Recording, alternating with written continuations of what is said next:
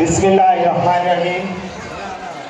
আজকে ৪৫ বছর পূর্তি নওগাঁ উচ্চ বিদ্যালয়ের পুণ্যমিলনী অনুষ্ঠানের সম্মানিত সভাপতি উপস্থিত, আজকে যিনি এই প্রোগ্রামের উদ্বোধক, উনি প্রতিষ্ঠা লগ্ন থেকে এই প্রতিষ্ঠানে জরাজীর্ণ অবস্থা থেকে হাতে করে এই প্রতিষ্ঠানকে করেছে জনাব মোহাম্মদ মঞ্জুর আলম স্যার।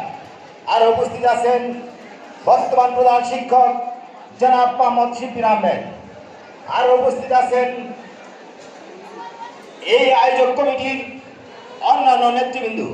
আর উপস্থিত এই ৪৫ বছর যারা এই বিদ্যালয় থেকে শিক্ষা গ্রহণ করেছেন সেই ভাই ও বোনেরা, সবাইকে জানাচ্ছি আমার ব্যক্তিগত পক্ষ থেকে লাল গোলাপ শুভেচ্ছা অভিনন্দন।